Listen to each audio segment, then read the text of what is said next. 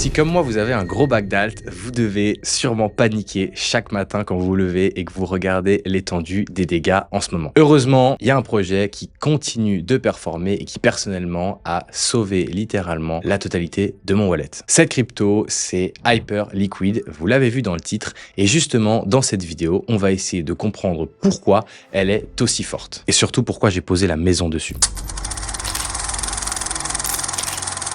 Mais avant de commencer, n'hésite pas à t'abonner et à laisser un petit pouce bleu, ça me fait toujours plaisir et c'est ton meilleur moyen de récompenser le travail fourni.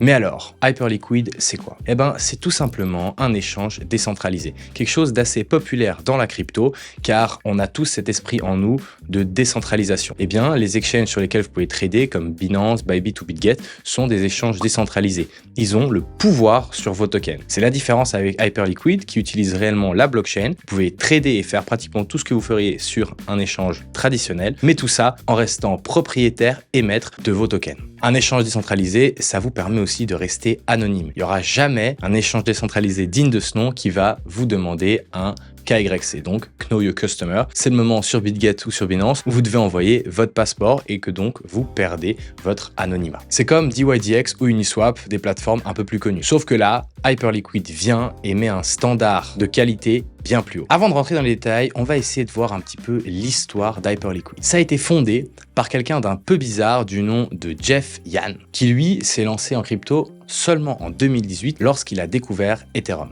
Il a commencé par du trading haute fréquence chez Hudson River Trading, qui est d'ailleurs un des grands noms du HFT. Il a ensuite fondé une société de trading haute fréquence qu'on appelle Chameleon Trading. Cependant, il faut savoir que cette société est extrêmement opaque et c'est quelque chose d'un peu problématique, mais on y reviendra un peu plus tard dans cette vidéo. Ensuite, après un premier projet de prediction maker sur Ethereum qui a malheureusement bidé, suite au crash de FTX, il décide de fonder Hyperliquid. Faut vous remettre dans la situation si vous n'étiez pas là. FTX, c'est littéralement la plus grosse plateforme qui fait faillite et qui du coup prend avec elle les fonds de tous ses utilisateurs. C'était un véritable séisme dans l'univers crypto et ça a pas fait long pour rentrer dans la tête de Jeff et qu'il se dise il faut que je trouve une solution à ce problème. Donc en fin 2022, il a cette révélation du projet. Début 2023, il lance le Layer 1 et avant 2024, il arrive à obtenir plus de 50 milliards de volume de trading. Et en novembre 2024, c'est le véritable launch du Hype, donc le jeton natif d'Hyperliquid, qui est distribué à plus de 310 millions de tokens à un prix à la base de 2 $, mais il est monté jusqu'à 35 $, ce qui représente 8 milliards d'airdrops en dollars. C'est tout simplement le plus gros airdrop qu'il n'y a jamais eu dans l'écosystème crypto et ça a créé un vent, une marée sur l'ensemble de l'écosystème car personne ne s'attendait à un tel airdrop. Mais pour bien comprendre la valeur du hype et le pourquoi du comment je vous fais cette vidéo, il faut s'intéresser au côté technique d'Hyperliquid. Si vous avez déjà utilisé cette plateforme, vous avez sûrement remarqué qu'il faut bridge vos fonds sur la chaîne d'Arbitrum. Et c'est tout simplement parce que le projet a été lancé en premier lieu sur Arbitrum, un layer 2 d'Ethereum. Cependant, aujourd'hui, Hyperliquid a lancé Hyperliquid On, sa propre blockchain totalement indépendante, très rapide et capable de gérer des order books on-chain. Une qualité très importante quand le projet en lui-même repose sur le trading. C'est une blockchain permissionnée sur un modèle hybride, ce qui signifie que tout le monde peut effectuer des transactions, mais que seulement quelques machines ont la possibilité d'être des validateurs. Même si c'est vrai que ça rend le réseau un peu moins décentralisé, ça permet justement cette rapidité d'exécution. En plus de la rapidité, la blockchain a 0 frais. Tout est géré sur le DEX. Et ça, c'est vraiment pas mal. En plus de cette Layer 1, il y a quelques mois, ils ont launché Hyper EVM, ce qui permet à tous les devs de développer des contrats, des smart contracts sur cette blockchain-là.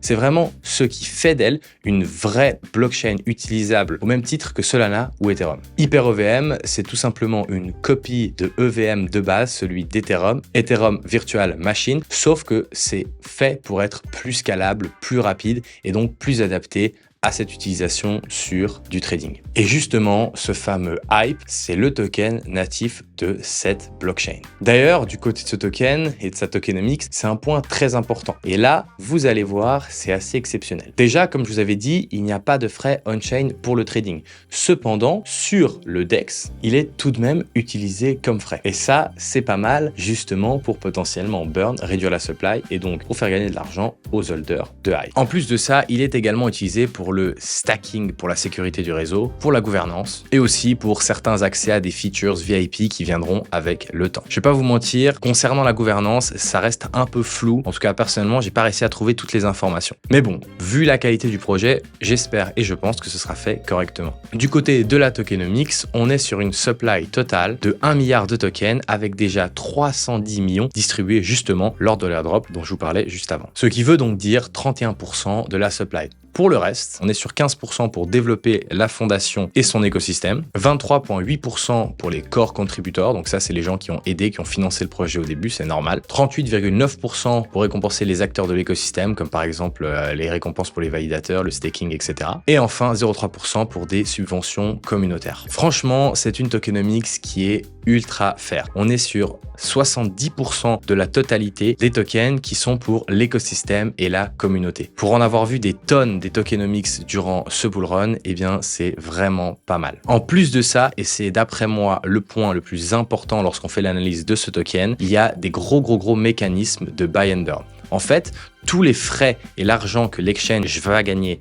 tous les mois vont être utilisés pour racheter des tokens et ensuite les brûler, ce qui va faire une pression haussière car racheteuse sur le prix du token et ensuite ils ne pourront plus être vendus car ils seront burn et ça va donc réduire la supply. Pas mal de projets ont les mêmes procédés, mais là on parle de 1,5 million de tokens qui ont été rachetés et brûlés lors des 75 premiers jours. Et ça représente plusieurs dizaines de millions de dollars en valeur de tokens achetés. Donc c'est vraiment pas du n'importe quoi et c'est une vraie énorme force acheteuse sur le prix du token. De plus, pour l'allocation réservée à la team et les contributeurs initiaux, eh ben tout simplement les vestings durent jusqu'en 2027-2028, donc on n'est pas trop embêté avec ça. Du côté futur, roadmap et ce qui va se passer dans le projet, ça reste assez opaque, mais ils ont une stratégie qui est assez intéressante. Hyperliquid n'a pas vraiment de roadmap officiel avec des points détaillés sur les 5 prochaines années à venir. Pour l'instant, ce qu'on peut trouver ici et là, c'est surtout des interventions de Jeff, le fondateur,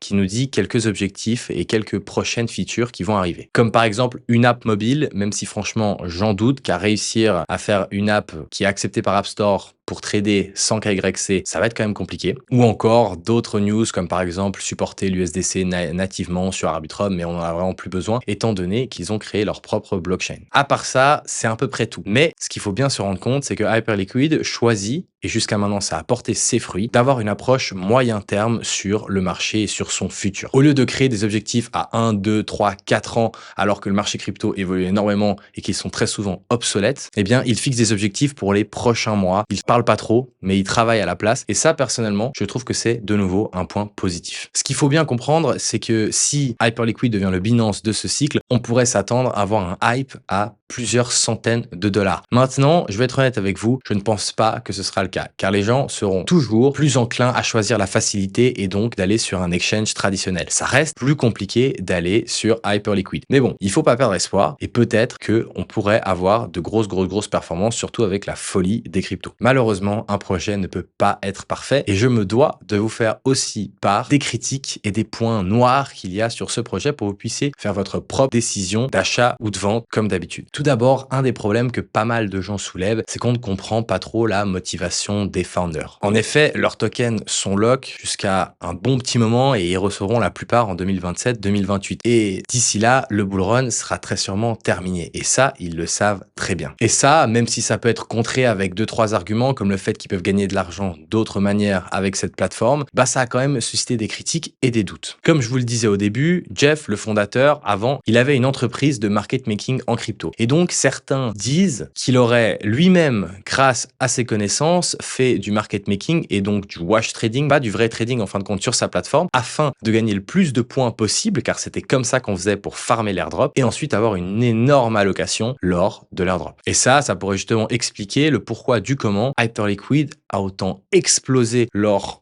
de l'airdrop et surtout qu'il a autant bien tenu lors de la dernière correction des derniers mois. On va pas se mentir, c'est quand même un peu bizarre, même si ça reste des théories un peu complotistes. Le fondateur est un peu discret et sort de nulle part, tout comme l'ancien président de FTX. Il commence par un fonds, dans le cas échéant de FTX, le fonds Alameda Research, VS Chameleon Trading pour Jeff. 2 ans plus tard, il lance une plateforme d'échange de dérivés et il y a de l'opacité sur la gouvernance. Bien sûr, j'investis investi dans Hyperliquid. Donc je ne pense pas que Hyperliquid est un remake de FTX. Mais c'est important de garder ça en tête pour ne pas se faire avoir et surtout être prudent et au moindre signe de retournement ou de problème vraiment majeur à l'intérieur de l'écosystème, être capable de sortir de sa position le plus vite possible. Bien évidemment, ça reste des rumeurs et c'est, comme je vous l'ai dit, grandement dû au fait qu'il y a un petit peu trop d'opacité. Personnellement, je pense que Hyperliquid est un projet qualitatif et qu'au fur et à mesure du temps, ils commenceront à donner de plus en plus de renseignements sur leur fonctionnement. Et pour l'instant, je choisis de leur faire vraiment confiance. En conclusion, Hyperliquid, c'est quelque chose qui est extrêmement scalable, c'est quelque chose qui est extrêmement rapide, qui a un énorme potentiel de volume sur les échanges décentralisés, qui a une grande stabilité, qui a une tokenomics incroyable, voire une des meilleures que j'ai vues lors de ce bullrun, et qui a la possibilité d'un engouement similaire à BNB, donc un potentiel x12 depuis ici. De plus, Hyperliquid génère environ 30 millions de dollars de revenus par mois, ce qui rivalise avec les plus gros protocoles de la crypto. Et quand on pense que cet argent est pratiquement totalement réinjecté dans du buyback and burn, ça donne très envie de s'impliquer dans ce projet. Cependant, il ne faut pas oublier le manque de centralisation, le manque de transparence et le risque de manipulation à la FTX. Pour moi, ça vaut le coup de tenter et je décide de garder mon exposition. J'en ai d'ailleurs racheté récemment à 19 $. Mais n'oubliez pas que comme chaque projet crypto, il y a des risques. Donc, calculez bien, prenez vos propres décisions en fonction de ce que je vous ai dit, allez même croiser les sources et ensuite, enfin, prenez votre propre décision. J'espère que cette vidéo vous a plu. Si c'est le cas, n'hésitez pas à laisser un petit like et vous abonner. N'oubliez pas que vous pouvez me rejoindre sur Telegram si vous voulez avoir les informations en direct, les différentes analyses que je poste uniquement sur Telegram. Parfois, je dis même exactement quand j'achète. C'est vraiment sympa, on est une petite communauté.